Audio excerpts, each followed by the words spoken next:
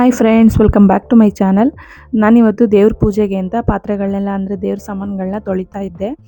ಎಷ್ಟೇ ತೊಳೆದ್ರೂ ಏನೇ ಹಾಕಿ ತೊಳೆದ್ರೂ ಮತ್ತೆ ಇನ್ನೊಂದು ಮುಂದಿನ ವಾರ ತೊಳೆಯೋಷ್ಟರಲ್ಲಿ ಎಲ್ಲ ಕಪ್ಪಗಾಗಿರ್ತಿತ್ತು ಪಾತ್ರೆಗಳು, ದೇವ್ರ ಸಾಮಾನುಗಳು. ಅದಕ್ಕೆ ನಾನು ಹೊಸ ಟ್ರಿಕ್ನ ಕಂಡಿಡ್ಕೊಂಡಿದ್ದೀನಿ. ಅದನ್ನು ನಾನು ನಿಮ್ಮ ಜೊತೆನೂ ಶೇರ್ ಮಾಡ್ಕೊಳ್ಳೋಣ ಅಂತ ಅಂದ್ಕೊಂಡು ಇವತ್ತು ಹಂಗೇ ವೀಡಿಯೋನ ಮಾಡ್ಕೊಳ್ಳೋಣ ಅಂತ ವೀಡಿಯೋ ಮಾಡ್ತಾಯಿದ್ದೀನಿ. ನೋಡಿ ಎಲ್ಲ ಎಷ್ಟು ಕಪ್ಪಗಾಗಿದೆ ಅಂತ. ಇದು ನೋಡಿ, ಇದು ತುಂಬ ಹಳೆಯದು. ಇದನ್ನು ನಾನು ನಿಮಗೆ ಯೂಸ್ಗೆ ಅಂತ ತೋರಿಸ್ತಾ ಇದ್ದೀನಿ, ಅಂದರೆ ಯಾವ ರೀತಿ ವರ್ಕ್ ಆಗುತ್ತೆ ನಾನು ಕಂಡಿಡ್ಕೊಂಡಿರೋಂಥ ಒಂದು ಮದ್ದು ಅಂತ ತೋರಿಸ್ತಾ ಇದ್ದೀನಿ. ನೋಡಿ, ಇದು ನಾರ್ಮಲಾಗಿ ನಾನು ಯೂಸ್ ಮಾಡಿರೋಂಥ ಒಂದು ಟ್ರಿಕ್ನ ಬಳಸಿ ತೊಳಿತಾ ಇರೋದ್ರಿಂದ ಇದು ಸ್ವಲ್ಪ ಚೆನ್ನಾಗಿದೆ.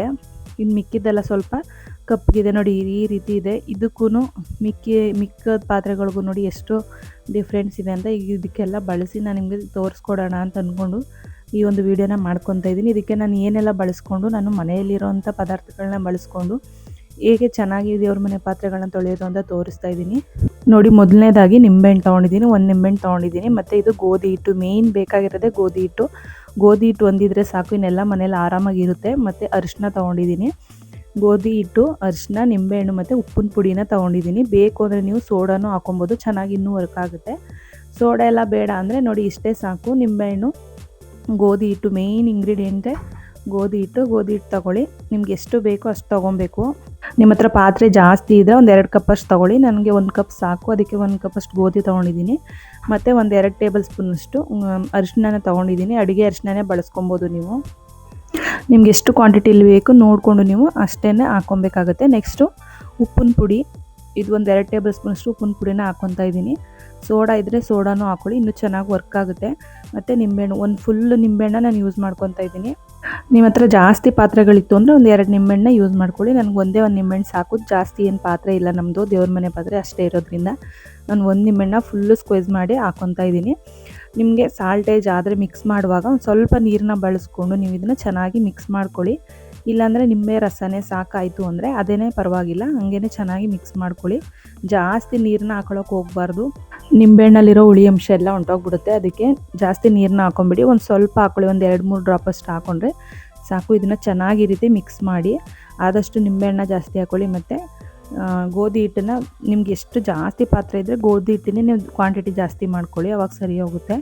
ನಿಂಬೆಹಣ್ಣು ಮತ್ತು ಗೋಧಿ ಹಿಟ್ಟು, ಇನ್ನು ಮಿಕ್ಕಿದೆಲ್ಲನೂ ನೋಡಿಕೊಂಡು ಹಾಕ್ಕೊಳ್ಳಿ. ನೋಡಿ, ಇವಾಗ ನಾನು ತುಂಬ ಹಳೇದಿದು, ಇದಕ್ಕೆ ನಾನು ಮಿಕ್ಸ್ ಮಾಡಿ ಇಟ್ಟಿರೋ ಅಂಥ ಒಂದು ಗೋಧಿ ಹಿಟ್ಟಿನ ಮಿಶ್ರಣ ಚೆನ್ನಾಗಿ ಇದಕ್ಕೆಲ್ಲ ಹಾಕ್ತಾಯಿದ್ದೀನಿ. ನಿಮ್ಗೇನಾದರೂ ಟೈಮ್ ಇತ್ತು ಅಂತಂದರೆ ಒಂದು 5 ನಿಮಿಷ 10 ನಿಮಿಷ ನೀವು ಮೊದಲೇ ದೇವ್ರ ಪೂಜೆಗೆ ಮುಂಚೆನೇ ಎಲ್ಲನೂ ಈ ರೀತಿ ಅದಕ್ಕೆ ಹಚ್ಚಿ ಒಂದು 5 ನಿಮಿಷ 10 ನಿಮಿಷ ಬಿಟ್ಟು ಆಮೇಲೆ ರಬ್ ಮಾಡಿದ್ರೆ ಇನ್ನೂ ಚೆನ್ನಾಗಿ ಕ್ಲೀನ್ ಆಗುತ್ತೆ, ನೀಟಾಗಿ ಹೋಗುತ್ತೆ. ಇಲ್ಲ ನಂಗೆ ಅರ್ಜೆಂಟು ಅನ್ನೋದಾದರೆ ಈ ರೀತಿ ಎಲ್ಲ ಪಾತ್ರೆಗಳಿಗೂ ಅಪ್ಲೈ ಮಾಡಿ ಆಮೇಲಿಂದ ನೀಟಾಗಿ ರಬ್ ಮಾಡಿದ್ರೆ ಕ್ಲೀನಾಗಿ ವಾಶ್ ಆಗುತ್ತೆ, ಎಲ್ಲ ಚೆನ್ನಾಗಿ ಪಾತ್ರೆ ಇದಾಗುತ್ತೆ. ನೀವು ವಾರನೂ ಇದೇ ರೀತಿ ತೊಳಿತಾ ಬಂದರೆ ನೀವು ಮೊದಲಾಗಿ ನೀವು ತೊಗೊಂಡು ಬಂದ ಹೇಗಿತ್ತು ಅದೇ ಕಲರ್ಗೆ ಬರುತ್ತೆ, ಅದೇ ರೀತಿಗೆ ಪಾತ್ರೆಗಳು ಬರುತ್ತೆ. ಒಂದೇ ಸಲನೇ ಚೆನ್ನಾಗಿ ರಿಸಲ್ಟ್ ಕೊಡುತ್ತೆ. ಬಟ್ ಇನ್ನೂ ಚೆನ್ನಾಗಿ ರಿಸಲ್ಟ್ ಕೊಡಬೇಕು ಅಂದರೆ ನೀವು ವಾರನೂ ಇದನ್ನೇ ಕಂಟಿನ್ಯೂ ಮಾಡ್ತಾಯಿದ್ರೆ ಇನ್ನೂ ಚೆನ್ನಾಗಿ ಕ್ಲೀನ್ ಆಗುತ್ತೆ. ಆಗ ತುಂಬ ಹೊತ್ತು ಪಾತ್ರೆಗಳನ್ನ, ದೇವ್ರ ಮನೆ ಪಾತ್ರೆಗಳನ್ನ ಉಜ್ಜಿ ತೊಳಿಬೇಕು, ಹುಣ್ಸೆಹಣ್ಣಲ್ಲಿ ಹಾಕಿ ತೊಳಿಬೇಕು, ರಂಗೋಲೆ ಪುಡೀಲಿ ತೊಳಿಬೇಕು ಅನ್ನೋ ತಲೆನೋವೇ ಇರಲ್ಲ. ನೋಡಿ, ಈ ರೀತಿ ಹಾಕಿ ಒಂದು 5 ನಿಮಿಷ ಬಿಟ್ಟು ನೀವು ಚೆನ್ನಾಗಿ ಅದನ್ನು ಕ್ಲೀನ್ ಮಾಡ್ಕೊಬೋದು. ನೋಡಿ, ಇವಾಗ ಹಾಕಿದ್ದೀನಿ, ನಾನು ಒಂದು 5 ನಿಮಿಷ ಬಿಟ್ಟಿದ್ದೀನಿ, ಇವಾಗ ತೊಳಿತಾ ಇದ್ದೀನಿ. ನೋಡಿ, ಹಾಕಿದ್ದು ಒಂದೇ ನಿಮಿಷಕ್ಕೆ ಅದು ಸಾಕು, ಚೆನ್ನಾಗಿ ಕ್ಲೀನ್ ಆಗುತ್ತೆ. ನೋಡಿ ಇಲ್ಲಿ ಎಷ್ಟು ಚೆನ್ನಾಗಿ ಕ್ಲೀನ್ ಆಗಿದೆ ಅಂದರೆ ಯಾವುದೇ ಕಲೆ ಇದ್ರೂ ಹೊಂಟೋಗುತ್ತೆ.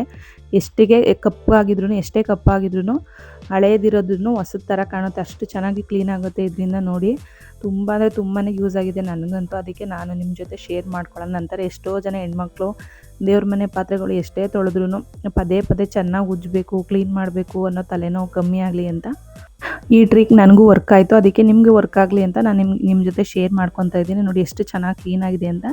ಕ್ಯಾಮ್ರಾದಲ್ಲಿ ಅಷ್ಟು ಚೆನ್ನಾಗಿ ಕಾಣಿಸ್ದೇ ಇರ್ಬೋದು, ಬಟ್ ನಾನು ಬ್ಯಾಕ್ ಕ್ಯಾಮ್ರಾ ಮಾಡಿ ತೋರಿಸ್ತೀನಿ. ಇಲ್ಲಿ ಬೆಳಕು ಜಾಸ್ತಿ ಇದೆ, ಅದಕ್ಕೆ ನಿಮ್ಗೆ ಕ್ಲಿಯರಾಗಿ ಕಾಣಿಸ್ತಾ ಇಲ್ಲ. ನೀವು ಒಂದು ಅರ್ಧ ಗಂಟೆ ನೆನೆಸಿ ಆಮೇಲೆ ನೀವು ಅದನ್ನು ಚೆನ್ನಾಗಿ ಕ್ಲೀನ್ ಮಾಡಿದ್ರೆ ಇನ್ನೂ ಚೆನ್ನಾಗಿ ಕ್ಲೀನ್ ಆಗುತ್ತೆ. ಟೈಮ್ ಇಲ್ಲ ಅಂದರೆ ಬೇಕಂದರೆ ನೀವು ಒಂದು 5 ನಿಮಿಷ 2 ನಿಮಿಷ ಬಿಟ್ಟು ಕ್ಲೀನ್ ಮಾಡ್ಬೋದು. ನೋಡಿ, ಇವಾಗ ನಾನು ತೊಳಿತಾ ಇದ್ದೀನಿ, ಅದನ್ನು ರಬ್ ಮಾಡಿ ಅಷ್ಟೇ. ಬರೀ ಕೈಯಲ್ಲೇ ನೀವು ರಬ್ ಮಾಡ್ಬೋದು, ಇಲ್ಲಾಂದರೆ ಯಾವ್ದಾದ್ರು ಸ್ಕ್ರಬ್ಬರ್ ತೊಗೊಂಡು, ಹೊಸ ಸ್ಕ್ರಬ್ಬರ್ಗಳನ್ನ ತೊಗೊಂಡು ರಬ್ ಮಾಡಿದ್ರೂ ರಬ್ ನೀಟಾಗಿ ಹೋಗುತ್ತೆ. ನೋಡಿ, ಇವಾಗ ತೋರಿಸ್ತೀನಿ ಎಷ್ಟು ಚೆನ್ನಾಗಿ ಕ್ಲೀನಾಗಿದೆ ಅಂದರೆ ನಿಜವಾಗ್ಲೂ ನಂಬಲ್ಲ ನೀವು, ಅಷ್ಟು ಚೆನ್ನಾಗಿ ಕ್ಲೀನ್ ಆಗುತ್ತೆ. ನನಗಂತೂ ತುಂಬಾ ಯೂಸ್ ಆಗ್ತಿದೆ ಇದೊಂದು ಟ್ರಿಕ್ಕು, ಅದಕ್ಕೆ ನಿಮಗೂ ತೋರಿಸ್ತಾ ಇದ್ದೀನಿ. ಫ್ರಿಡ್ಜ್ ಏನಾದರೂ ಇದ್ದರೆ ನೀವು ಇದನ್ನ ಇಟ್ಕೊಬೋದು 1 ವಾರ 2 ವಾರ ತನಕ. ಇಲ್ಲಾಂದರೆ ನೀವು ಬೇಕು ಅಂದಾಗ ಅಲ್ಲಲ್ಲೇ ಮಾಡ್ಕೊಬೇಕಾಗುತ್ತೆ. ಒಂದು ಇದನ್ನು ಮಿಶ್ರಣನ ಮಾಡ್ಕೊಂಡು ಇಟ್ಕೊಬೇಕಾಗುತ್ತೆ. ಫ್ರಿಜ್ ಇತ್ತು ಅಂದರೆ ಮಾಡಿ ಇಟ್ಕೊಂಡು ಒಂದು 2 ವಾರ 3 ವಾರ ಬಳಸ್ಬೋದು. ನೋಡಿ ಎಷ್ಟು ಚೆನ್ನಾಗಿ ಕ್ಲೀನಾಗಿದೆ ಅಂತ. ನಿಜವಾಗ್ಲೂ ನಾವು ಎಷ್ಟೇ ಹುಣಸೆಹಣ್ಣು ಮತ್ತು ರಂಗೋಲೆ ಪುಡಿ ಅದೆಲ್ಲ ಯೂಸ್ ಮಾಡಿದ್ರು ಇಷ್ಟು ನೀಟಾಗಿ ಅಷ್ಟು ಚೆನ್ನಾಗಿ ಕ್ಲೀನಾಗಿದೆ. ಯಾವುದೇ ಪೌಡರ್ಗಳು ಬೇಕಾಗಿಲ್ಲ. ಅಂಗಡಿಯಿಂದ ಯಾವುದೇ ಪೌಡರ್ಗಳನ್ನ ತಂದು ಕ್ಲೀನ್ ಮಾಡೋ ಅವಶ್ಯಕತೆನೇ ಇಲ್ಲ. ಇದೊಂದು ಟ್ರಿಕ್ನ ಮನೇಲಿ ನೋಡ್ಕೊಳ್ಳಿ ನೀವು, ಸೂಪರಾಗಿ ಕ್ಲೀನ್ ಆಗುತ್ತೆ, ಚೆನ್ನಾಗಿ ವರ್ಕ್ ಆಗುತ್ತೆ. ನೋಡಿ ಇಲ್ಲಿ ನಾನು ಈ ಥರ ಸ್ಕ್ರಬ್ನ ಯೂಸ್ ಮಾಡ್ತಾಯಿದ್ದೀನಿ. ದೇವ್ರಿಗೆ ಅಂತಲೇ ಇಟ್ಟಿರೋದು ನಾನು, ದೇವ್ರ ಪಾತ್ರೆ ತೊಳೆಯೋಕ್ಕೆ ಅಂತ ಅದನ್ನೇ ಯೂಸ್ ಮಾಡ್ತಾಯಿದ್ದೀನಿ. ಅಂದರೆ ಚೊಂಬನ್ನ ಹಂಗೆ ಕ್ಲೀನ್ ಮಾಡ್ಬೋದು, ಬಟ್ ಈ ಥರ ಚಿಕ್ಕ ಚಿಕ್ಕ ವಿಗ್ರಹಗಳನ್ನ ಸಂದಿಲೆಲ್ಲ ಕೊಳೆ ಇರುತ್ತೆ ಅದನ್ನೆಲ್ಲ ಕ್ಲೀನ್ ಮಾಡಬೇಕು ಅಂದರೆ ಈ ಥರದೊಂದು ಸ್ಕ್ರಬ್ಬರ್ ಇಟ್ಕೊಳ್ಳಿಲ್ಲ ಅಂದರೆ ಹೊಸದು ಬ್ರಷ್ನ ಇಟ್ಕೊಂಡು ರಬ್ ಮಾಡಿ ಕ್ಲೀನ್ ಮಾಡಿದ್ರೆ ಚೆನ್ನಾಗಿ ಕ್ಲೀನ್ ಆಗುತ್ತೆ. ನೋಡಿ ಇಷ್ಟು ಚೆನ್ನಾಗಿ ಕ್ಲೀನಾಗಿದೆ, ಒಂದೇ ಸಲಿಗೆ ಇಷ್ಟೊಂದು ರಿಸಲ್ಟ್ ಕೊಟ್ಟಿದೆ. ಇದನ್ನು ವಾರ ವಾರ ನಾವು ಕಂಟಿನ್ಯೂಸ್ ಆಗಿ ಕ್ಲೀನ್ ಮಾಡುವಾಗೆಲ್ಲ ಯೂಸ್ ಮಾಡಿದ್ರೆ ನಿಜವಾಗ್ಲೂ ಇನ್ನು ನಾವು ಮತ್ತೆ ಚೆನ್ನಾಗಿ ಉಜ್ಕೊಂಡು ಟೈಮ್ ತಗೊಂಡು ವೇಸ್ಟ್ ಮಾಡ್ಕೊಂಡು ಕೂತ್ಕೊಳ್ಳೋ ಅವಶ್ಯಕತೆ ಇರಲ್ಲ. ಒಂದೇ ಸಲ ನೋಡಿ ಅದು ಚೊಂಬು ಯಾವ ರೀತಿ ಕ್ಲೀನಾಗಿದೆ ಆ ರೀತಿ ಕ್ಲೀನ್ ಆಗುತ್ತೆ. ನೀವು ಟ್ರೈ ಮಾಡಿ ನೋಡಿ, ಇದನ್ನು ನಿಮ್ಗೆ ಇಷ್ಟ ಆಗಿದೆ ಅಂತ ಅಂದ್ಕೊತೀನಿ. ನಿಜವಾಗ್ಲೂ ವರ್ಕ್ ಆಗುತ್ತೆ. ವರ್ಕ್ ಆದರೆ ಕಮೆಂಟ್ ಬಾಕ್ಸಲ್ಲಿ ಕಮೆಂಟ್ ಮಾಡಿ ತಿಳಿಸಿ. ಯಾವುದೇ ಹೊರಗಡೆಯಿಂದ ಪೌಡರ್ ತರದೆ, ಯಾವುದೇ ಅಂಗಡಿಯಿಂದ ಪೌಡರ್ ತರದೆ, ಮನೆಯಲ್ಲಿ ಸಿಗೋಂಥ ಗೋಧಿ ಹಿಟ್ಟಿನಿಂದ ನೀವು ಈ ರೀತಿ ಪಳಪಳ ಅಂತ ಹೊಳೆಯೋ ದೇವ್ರ ಸಾಮಾನುಗಳನ್ನ ನೋಡ್ಬೋದು. ನಿಮಗೆ ಒಂದು ವಿಡಿಯೋ ಯೂಸ್ಫುಲ್ ಆಗಿದೆ ಅಂತ ಅಂದ್ಕೊತೀನಿ. ಯೂಸ್ಫುಲ್ ಆಗಿದ್ದರೆ ಪ್ಲೀಸ್ ಲೈಕ್ ಮಾಡಿ, ಶೇರ್ ಮಾಡಿ ಮತ್ತು ಕಮೆಂಟ್ ಮಾಡಿ.